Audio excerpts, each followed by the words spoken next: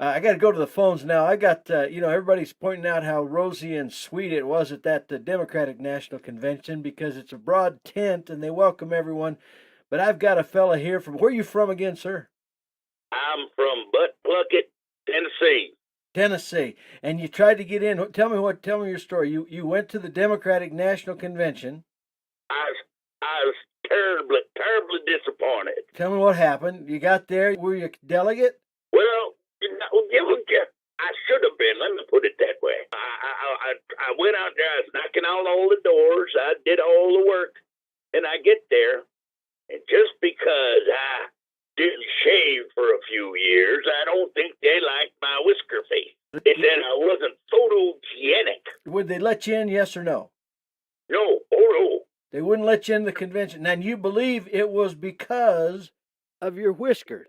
Of my facial hair and my accoutrements. Your accoutrements.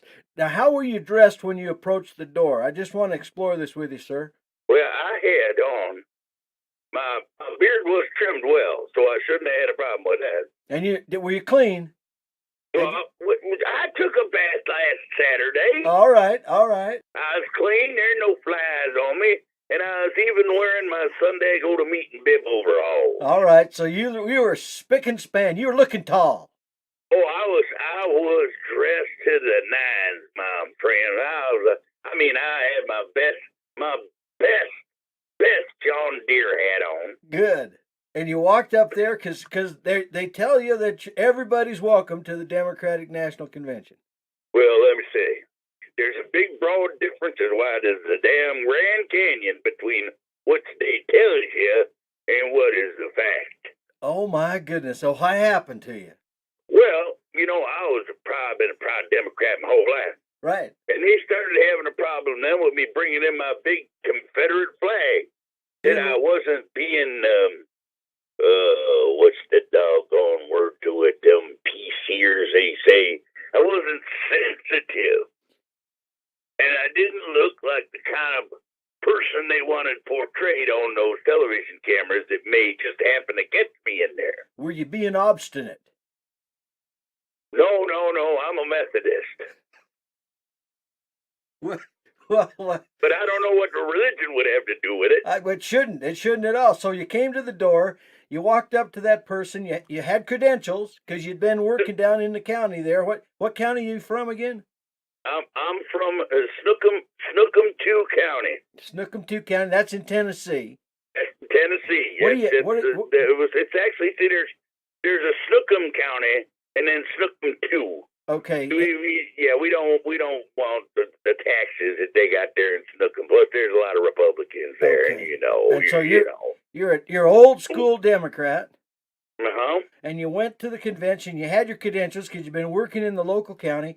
You walked up to the door, and they didn't like the way you looked. You had a flag. Was there anything else? Oh, well, my boots. Okay. The guy looked down at my boots, and let me tell you, I'd actually knocked all the crust off of them from working, but I'm a working man, That's right. And that's what I told him. Yeah. I said, you're wearing your fancy, J.C. Penney suit there, Mr. Fancy Fancy. Yeah. I said, the guy at that door there, he's wearing one of them, $85, J.C. Penney fancy suits there.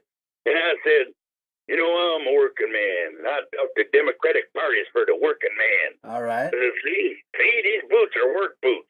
And when bib overalls, these work overalls. And then shirt, it's a work shirt. And when you asked to come in, what did he say? Well, he gave me one of them there fancy smiles. All right. And he said, I'm sorry, it's full. Full. And I said, what? As I look over his shoulder, the place is like half empty. Yeah, sure. I said, I know something that's pretty full, and that's you, son. You're full of it. He was giving me the stink eye, son. He's looking at my clothes and my beard, and I saw all them fancy people, and I think I'm gonna have to go independent this year. I'm so frustrated with the thing. Now, just a minute, because here I've got a report. I've got a report of what actually happened. He said no. He didn't like your appearance, even though you were clean. Didn't like the fact you had a Confederate flag. He asked. Did he ask you, or did he demand that you leave? No, he got kind of demanded, but that's when I started to reach for my piece, you know. What? Your what? My piece. Your piece. You know, I always carry, you know, self-protection, let's call it. And you had it where? I had it right there on my hip. That's why I don't think they let me in here. So a couple of guys scuffled with me, you know. They came up and grabbed. Right. Did they grab a hold of you? Oh yeah. And they were physically going gonna ruffling and scuffling. They were physically gonna remove you.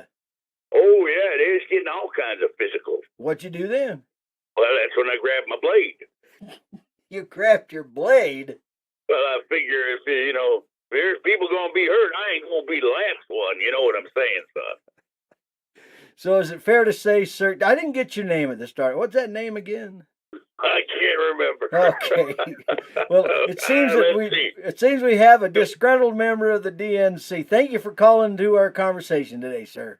Yeah, you bet you there. You have a great day, son. Vote independent. Vote independent. And where are you right now? If you didn't get in there, what'd you end up doing?